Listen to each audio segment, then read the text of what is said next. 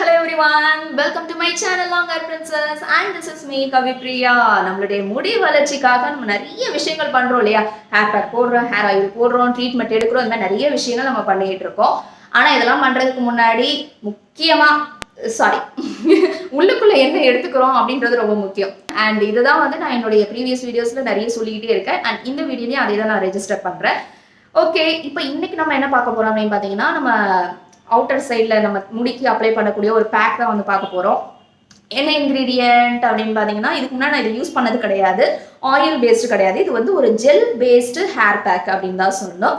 S, flax seed gel, இதை use பண்ணி தான் நான் இன்னைக்கு வந்துட்டு ஹேர் பேக் போட போகிறேன். ஸோ வாங்க இன்னைக்கு வீடியோ பார்த்துடலாம். பட் அதுக்கு முன்னாடி சேனலை சப்ஸ்கிரைப் பண்ணாதவங்க சப்ஸ்கிரைப் பண்ணிடுங்க அண்ட் பக்கத்தில் இருக்கிற பெல் ஐகான் பட்டனை கிளிக் பண்ணிடுங்க.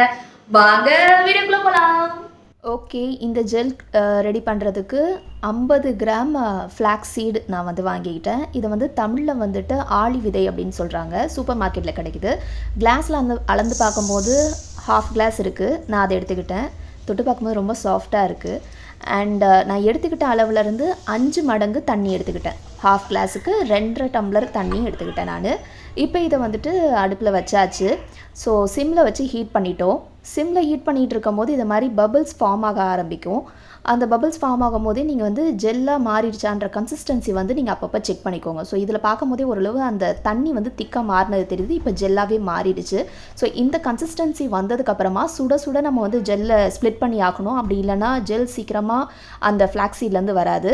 ஸோ இதுக்கு வந்துட்டு நான் ஸ்டீலில் இருக்கக்கூடிய ஸ்ட்ரெயினர் யூஸ் பண்ணிக்கிறேன். ஏன்னா நார்மலாக யூஸ் பண்ணுற ஸ்ட்ரெயினரில் வந்துட்டு அந்தளவுக்கு வடிகட்ட முடியல. ஸோ இதை நான் எடுத்துக்கிட்டேன். பார்த்திங்கன்னா அந்த ஃப்ளாக்ஸ் சீடில் நிறைய ஜெல் வந்துட்டு இன்னும் இருக்கிறத நம்மளால் பார்க்க முடியுது. அதை நம்ம வந்துட்டு தனியாக எடுக்கணும் அப்படின்னா அது கொஞ்சம் கஷ்டமான ப்ராசஸ் தான். ஒரு வெள்ளை துணியில் பேலன்ஸ் இருக்கக்கூடிய ஃப்ளாக்ஸ் சீடை போட்டு நான் வடிகட்டி எடுத்துகிட்ருக்கேன். கொஞ்சம் கஷ்டமான ப்ராசஸாக தான் இருக்குது. அண்ட் ஹீட்டும் வந்து தாங்க முடியல. ஃபைனலாக இந்த அளவுக்கு ஜெல் வந்துட்டு நான் எடுத்திருக்கேன். அண்ட் இப்போ வந்துட்டு நம்மளுடைய முடிக்கு அப்ளை பண்ணுறதுக்கு ரெடி ஆயாச்சு. என்னுடைய முடியில் ஏற்கனவே நான் வந்து ஆயில் அப்ளை பண்ணியிருக்கேன் previous day. And hair wash பண்ணி 3 days ஆகுது. ஸோ அழுக்கும் இருக்குது. நான் வந்து ஷாம்பு யூஸ் பண்ணி தான் ஹேர் வாஷ் பண்ண போகிறேன். ஸோ ஜெல்லுடைய கன்சிஸ்டன்சி டைம் ஆக ஆக அது இன்னும் திக்கராக மாறிட்டு இருக்கிறத நம்மளால் பார்க்க முடியுது. இந்த ஜெல்லை வந்து நிறைய அளவுக்கு நீங்கள் ரெடி பண்ணியிருக்கீங்க அப்படின்னா அதை வந்து நீங்கள் ஃப்ரிட்ஜில் வந்துட்டு ஸ்டோர் பண்ணி வச்சுக்கலாம் தாராளமாக. அப்ளை பண்ணும்போது நல்லா ஸ்கேல்ப்லேருந்து ஆரம்பிங்க. ஸ்கேல்ப் ஃபுல்லாக வந்துட்டு அப்ளை பண்ணுங்கள். அதுக்கப்புறம் முடியோடைய லென்த்து ஃபுல்லாக அப்ளை பண்ணுங்கள். ஒரு லைட் ஜென்டில் மசாஜ் கொடுங்க. இது அப்ளை பண்ணுறதுக்கு ரொம்பவே ஈஸியாக இருக்குது அப்படின்னு தான் சொன்னோம். லைக் நம்மளுடைய கத்தாழை ஜெல் நம்ம எப்படி அப்ளை பண்ணுவோமோ அதே மாதிரி தான் இருக்குது. இன்னும் கத்தாழை ஜெல்லை விட இது வந்து ரொம்ப ஈஸியாக இருக்குது அப்படின்ற மாதிரி தான் எனக்கு ஃபீல் ஆச்சு. ஸோ ஃபுல்லாக வந்துட்டு நீங்கள் அப்ளை பண்ணிடுங்க. அண்ட் இதில் வந்து நம்மளுடைய முடி வளர்ச்சிக்கு தேவையான எல்லா விட்டமின்ஸும் இருக்குது. இது நம்ம ஸ்கின்னுக்கும் ரொம்ப நல்லது அப்படின்னு நான் படித்ததுனால நம்மளுடைய ஃபேஸ்க்கும் அப்படியே ஒரு பேக்காக யூஸ் பண்ணிக்கலாமே அப்படின்னு சொல்லிட்டு பேலன்ஸ் இருக்கக்கூடிய ஜெல்லை வந்துட்டு நான் ஃபேஸ்க்கும் அப்ளை பண்ணிட்டேன். அப்ளை பண்ணும்போது ரொம்பவே நல்லா இருந்தது. மசாஜ் பண்ணுற மாதிரியும் ஒரு ஃபீல் இருந்துச்சு. இது அப்ளை பண்ணி ஒரு 5 minutesல ஃபேஸில் இருந்தது எல்லாமே வந்து காஞ்சி போயிடுச்சு. ஆனால் நான் தலைக்கு அப்ளை பண்ணது காயறதுக்கு ரொம்பவே நேரம் எடுத்துச்சு. சொல்லப்போனால் லாஸ்ட் வரைக்கும் அது காயவே இல்லை அப்படின்னு சொல்லலாம். ஒரு 20 minutes ஊற வச்சுட்டு அதுக்கப்புறம் நான் ஹேர் வாஷ் பண்ணிட்டேன் ஷாம்பு வச்சு.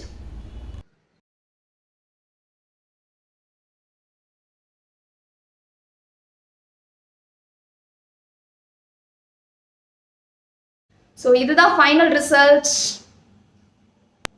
எல்லா வீடியோலையும் இதே மாதிரி தான் நான் காட்டுறேன் அப்படின்னு நீங்கள் நினைக்கிறது எனக்கு கேட்குது. பட் உண்மையிலேயே நான் வேறு எந்த ஒரு ப்ராடக்ட்டும் அதுக்கப்புறமா யூஸ் பண்ணல. இந்த பேக் மட்டும்தான் நான் போட்டிருக்கேன். என்னுடைய அப்சர்வேஷன் இந்த பேக் யூஸ் பண்ணதில் என்ன இருக்குது அப்படின்னு பார்த்தீங்கன்னா, இந்த ஜெல் வந்து மோர் லைக் அந்த ஆலிவேரா ஜெல் யூஸ் பண்ணுவோம் இல்லையா, கத்தாழை ஜெல், அது மாதிரியே தான் இருக்குது. ஆனால் அது கம்பேர் பண்ணும்போது ஆலிவேரா ஜெல் வந்துட்டு போட்டுட்டு வாஷ் பண்ணுறதுக்கு எடுக்கிற டைமை விட இது கொஞ்சம் கம்மியான டைம் எடுக்கிறதா நான் ஃபீல் பண்ணுறேன். கொஞ்சம் ஈஸியாக நம்மளால் வாஷ் பண்ணிட முடியுது அப்படின்ற மாதிரி நான் ஃபீல் பண்ணேன்.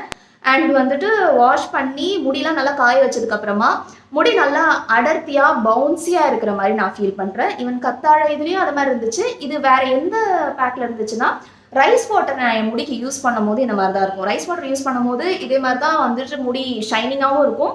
அதே நேரத்தில் ஒரு பவுன்சி எஃபெக்ட்டு, முடி கொஞ்சம் நல்லா அடர்த்தியாக இருக்கிற மாதிரியான ஒரு டென்சிட்டி கொடுத்த மாதிரி ஒரு ஃபீல் இருக்கும். முடியும் வந்து வளர்ச்சிக்கு நல்லது அதை யூஸ் பண்ணும்போது.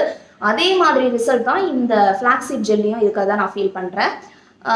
1 dayல எனக்கு என்ன அப்சர்வேஷன் இருந்துச்சோ அதை தான் நான் உங்கள்கிட்ட ஷேர் பண்ணிகிட்ருக்கேன்.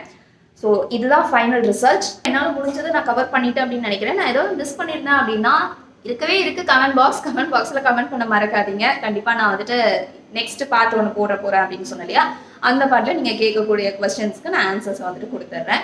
அப்படி இல்லைனா கமெண்ட்ஸ்லேயே நான் வந்து ரிப்ளை பண்ண பார்க்குறேன். அது மட்டும் இல்லாமல் என்னுடைய இன்ஸ்டாகிராம் ஹேண்டில் இருக்குது RJ கவிப்ரியான்னு சொல்லிட்டு, அதுலேயும் நீங்கள் வந்துட்டு மெசேஜ் மூலமாக கன்வே பண்ணலாம் உங்களுடைய சஜஷன்ஸ் இல்லை கொஸ்டின்ஸை.